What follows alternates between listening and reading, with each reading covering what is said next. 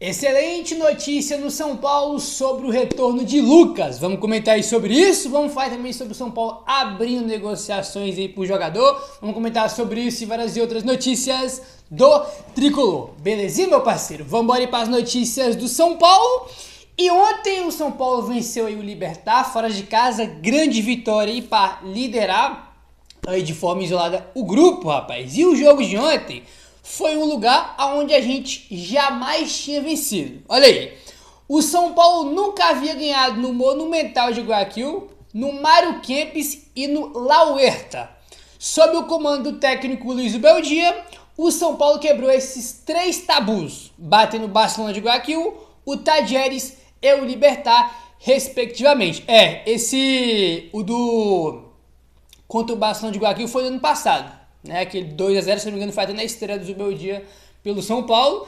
E o estádio do Mário Kempes, que a gente nunca tinha vencido, vencemos na estreia da Libertadores. E no estádio La Huerta, vencemos aí o Libertad ontem também pela primeira vez, né, cara? Era tabus aí que o São Paulo tinha de nunca ter vencido nesses estádios.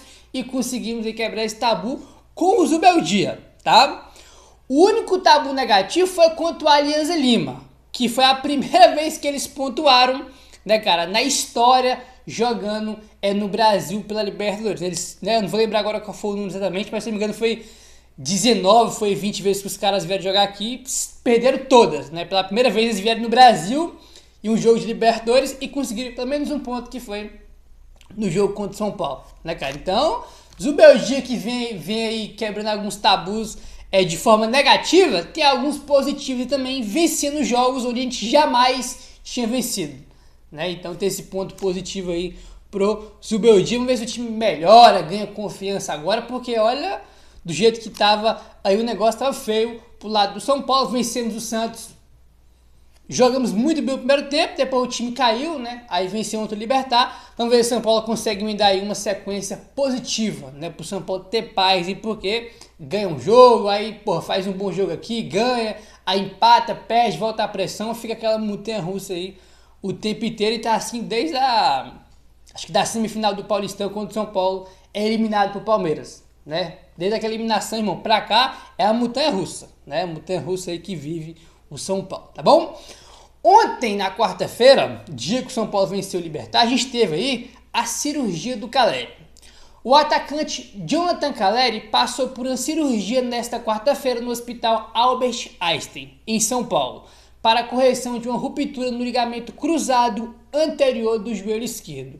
O procedimento foi um sucesso e o jogador deve receber alta do hospital nos próximos dias, tá? Então ontem foi o dia que ele fez a cirurgia, tá? Foi um sucesso, deu tudo certo aí na cirurgia do Caleri. Agora ele vai ficar aí alguns dias no hospital ainda até ganhar alta e deve ficar aí de 6 a 9 meses aí de fora. Tem grande chance, acho que até o mais provável, dele nem voltar a jogar mais pelo São Paulo em 2025. Realmente ele deve voltar a jogar só em 2026 aí, mas fez a cirurgia, deu tudo certo. Agora é se recuperar aí, porque a recuperação vai ser muito, muito longa, tá? Muito, muito longa e realmente só deve voltar no ano que vem, tá bom? Enquanto o Caleri tá de fora, o André Silva virou aí o titular do São Paulo. E nos últimos 3 jogos pelo São Paulo, que é os 3 jogos em que o Caleri se machucou, né? Ele se machucou contra o Botafogo, né? E naquele jogo o próprio André Silva entra e faz o gol. Nos últimos 3 jogos pelo São Paulo, o André Silva tem 5 participações diretas em gols, tá? Contra o Botafogo, que foi o jogo que o Caleri se machucou, ele entrou no lugar do Caleri e fez o segundo gol do São Paulo, fez o gol. Contra o Santos, ele faz um gol e dá uma assistência.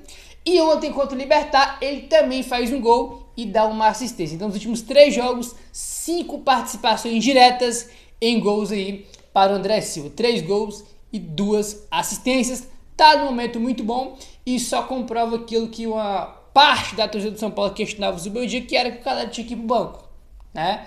A gente, né, ficou muito triste com a lesão aí do Caleri. E, cara, não é só porque o cara tava mal, muito mal, acho que era a pior fase dele pelo São Paulo de forma disparada. Não é só porque ele tava mal que a gente vai torcer pro cara se machucar. Ah, só voltando que vem. Não é assim, né? Ele era muito importante aí, com tanto desfalque que o São Paulo tem, cara. Todo mundo que tiver disponível é importante. Todo mundo, entendeu? Não dá pra torcer pro cara se machucar porque ele tá mal, tá? Faz ruim, isso não existe, né? Mas isso aqui só comprova que a torcida tinha razão e pediu o André Silva como titular do São Paulo. Antes mesmo do cara se machucar, o André Silva já era o artilheiro do São Paulo no ano. Aí era com os gols quase todos que ele tinha feito, tinha sido no Paulistão, né? Mas agora, irmão, é brasileiro, Libertadores, e ele tá fazendo aí o dele. Entendeu? Gabriel perdeu um gol ontem bizarro, verdade, perdeu. Mas depois ele se redimiu e fez o gol. E tá vindo muito bem, se ele manter... Óbvio que ele não vai manter isso aqui, né? Pra fazer gol todo jogo, né? Porque senão, pô, daqui a pouco ele tá no Real Madrid, não é assim. Mas acho que ele tem tudo aí pra ser o centroavante do São Paulo e fazer os golzinhos dele. Porque ele faz os gols dele, mesmo perdendo aquele gol inacreditável, ele voltou aí, né, cara? Logo depois ele voltou a marcar aí, fez o segundo gol que matou o jogo aí de ontem, tá bom, rapaziada? Vamos avançando aí. E ontem, rapaziada, o Lucas Ferreira se tornou o segundo jogador mais jovem revelado em Cotia a marcar um gol pelo São Paulo na Libertadores, tá? Então, foi além de ter sido um gol importante, né, cara? Foi o primeiro gol ali para encaminhar a vitória, de um jogador que vem se destacando, ainda ele tem esse trunfo aí, que é o segundo jogador mais jovem revelado em Cotia a marcar em Libertadores pelo São Paulo. O primeiro, tá aí, que é o mais jovem a marcar pelo São Paulo na competição é o Marquinhos, que fez o gol contra o Racing na Libertadores de 2021, tá? Quando ele faz o gol contra o Racing, se não me engano, falta no jogo de volta, né, que a gente se classificou, quando ele faz aquele gol, o Marquinhos tinha aí 18 anos e 3 meses, tá? É o jogador mais jovem revelado em Cotia a marcar um gol pela Libertadores pelo São Paulo. E o Lucas Ferreira é o segundo mais jovem, tá? Ele fez o gol ontem e ele tem 18 anos e 11 meses, entendeu? E quem tá em terceiro aí é o Ademilson, que fez o gol aí contra o Atlético Mineiro em 2013. Ele tinha 19 anos e 3 meses aí na época, né? 2013, ainda tem muito tempo aí, então tá aí uma marca interessante que o Lucas Ferreira atingiu a marcar ontem pelo São Paulo. Foi o primeiro gol dele no profissional, né, cara? Então, porra, primeiro gol no profissional do moleque já ser na Libertadores, deve ter sido assim, cara, espetacular. Imagina o que ele tava sentindo na hora que ele fez o gol antes, né, cara? Então, muito bacana aí, muito legal. A gente veio os moleques de Cotia, né, porque tava na base meses atrás, subindo, se destacando, ganhando protagonismo, ganhando importância no time de cima. Isso é muito bom, muito legal. Óbvio que tem aquela questão que a gente comenta que vai oscilar, vai jogar bem, vai jogar mal, vai acertar, vai errar, porque isso faz parte pro jogador ganhar casca, né, amadurecer, ganhar experiência, e faz parte, entendeu? Vamos avançando agora, rapaziada, vamos mudar de assunto, vamos falar sobre o Marcos Antônio, tá? O Marcos Antônio aí, a gente já tinha comentado com vocês, São Paulo aí, iria, né, conversar com a Lazio para tentar manter o Marcos Antônio, e temos aqui mais detalhes sobre isso. Segundo o Gabriel Sá, o São Paulo abriu conversas com a Lazio pela renovação por mais 6 meses do empréstimo do volante Marcos Antônio, tá? Então o São Paulo aí quer estender o empréstimo dele por mais 6 meses, que seria até o final da temporada. No contrato atual, tá, que ele tem de empréstimo, que é válido até o dia 30 de junho, o valor de compra fixado junto com a Lazio é de 4 milhões e 200 mil euros, com parcelamento em 3 anos. A primeira parcela já teria que ser paga em julho, tá? Esse aí é o acordo que tem no contrato de empréstimo atual. Entendeu? O São Paulo pode querer comprar ele agora, parcelamento durante 3 anos, mas a primeira parcela já tem que pagar agora em julho. Entendeu? 4 milhões e 200 mil aí, euros é a opção de compra que tem no contrato do Marcos Antônio. Opção de compra, se bater a meta que tem no contrato lá de jogos, né? O São Paulo é obrigado a comprar ele, mas a tendência é que ele não bata essa meta aí de obrigação de compra. Mas o São Paulo não quer saber agora de compra, por motivos óbvios. O São Paulo vai por outro caminho, que é tentar aí estender esse empréstimo até o fim do ano. Tentar estender aí por mais 6 meses até o final da temporada, tá bom? A direção do São Paulo entende que uma prorrogação do tempo de empréstimo até dezembro, mantendo as bases de compra, seria importante para o seu fluxo de caixa. São Paulo acha que para o fluxo de caixa seria melhor estender o empréstimo e depois sim, né, quando acabar a temporada, ver aí, né, se vai conseguir comprar o Marcos Antônio de forma definitiva ou não, né? Enfim, o que eu mais vejo é que o Marcos Antônio não vale 4 milhões de euros, não sei o que. Cara, assim, vamos lá. Ele pode até não valer, você pode achar que ele não vale, só que, cara, qualquer jogador no mercado hoje, irmão, vale uma fortuna. O mercado hoje está absurdamente inflacionado. Qualquer jogador, mais ou menos, vale uma fortuna. Entendeu? O que, evidente, é muito ruim para os clubes que pagam valores exorbitantes para jogador que não vale o preço que é pago. Entendeu? Então, cara, assim, eu gosto do Marcos Antônio, tá vendo o melhor momento dele pelo São Paulo de forma indiscutível, tá? Virou titular depois que o Luiz Gustavo e o Pablo Maia se machucaram. E, cara, torcer pro São Paulo manter ele, entendeu? Porque se não tiver o Marcos Antônio, tu tem o Bobadilha que tá mal, o ano do Bobadilha é terrível, né? E só tem ele, Bobadilha e Felipe Negrucci, né?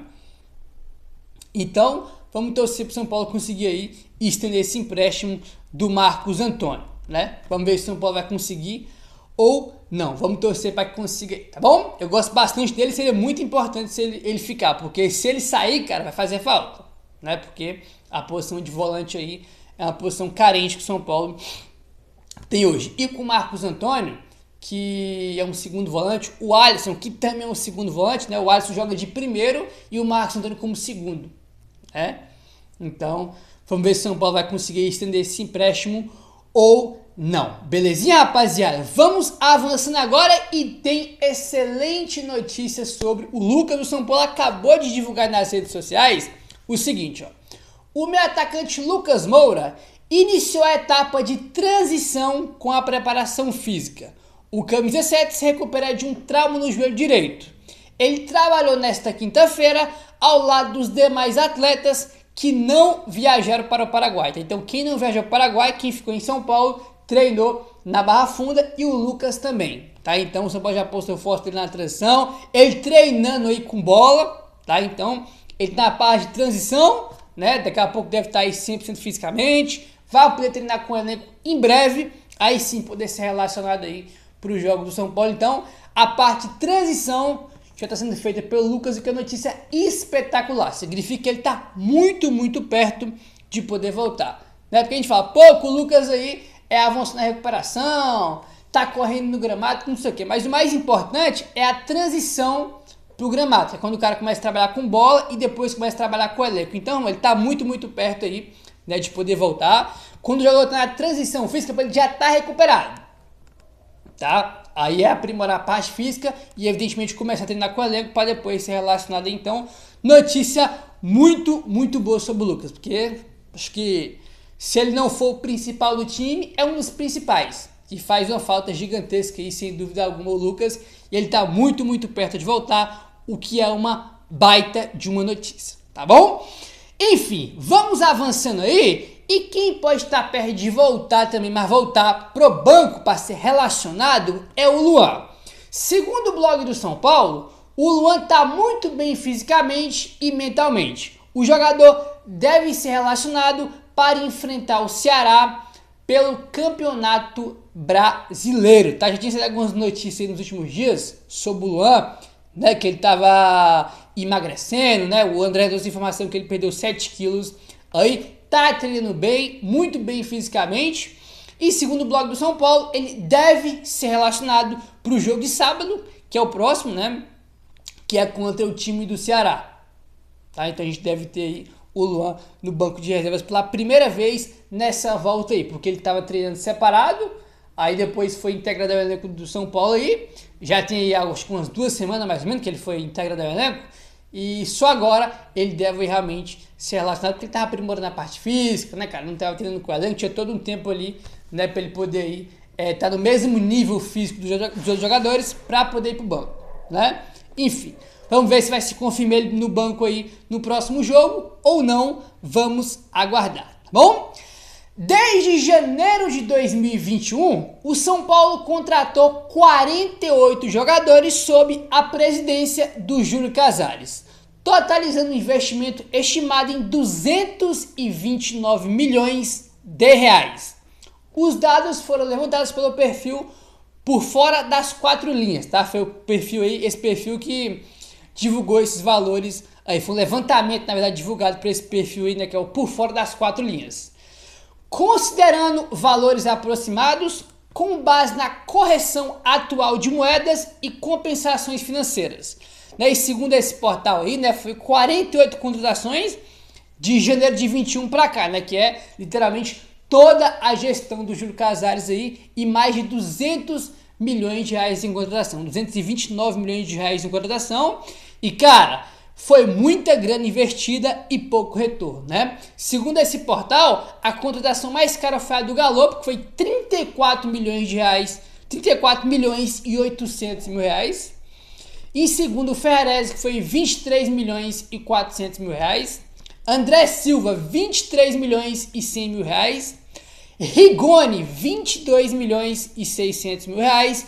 E Ferreirinha, 22 milhões de reais, tá? Segundo o Por Fora das Quatro Linhas, essas aí são as 5 contratações mais caras da gestão Casares. As 48, essa é a top 5 mais caras. É muita, muita grana. Se a gente for pegar as 48 contratações, pouquíssimos jogadores deram certo, né? Pouquíssimos deram certo aí no São Paulo. Óbvio que não é todo mundo que vai jogar bem, que vai dar certo, que vai ficar, muito pelo contrário, né? Mas se a gente for pegar fazer um levantamento de todos os 48 jogadores, cara, tipo assim, com certeza aí é uma diferença bem grande dos que não deram certo, de investimentos equivocados, para o que deram certo, né? Porque ficaram no São Paulo, para jogadores que fazem realmente a diferença aí para o time do São Paulo. O reflexo disso é que a contratação mais cara é o Galo, que foi um fiasco no São Paulo, entendeu? Teve um monte de lesão, não conseguiu jogar nada. Enfim, isso aí reflete as péssimas gestões dos últimos anos e a atual do Casares, né? Do São Paulo tá com muita dificuldade financeira aí. Meu parceiro, dá aquela moralzinha, se inscreve aí no canal, deixando seu like, falou, tamo junto e saudações tricolores.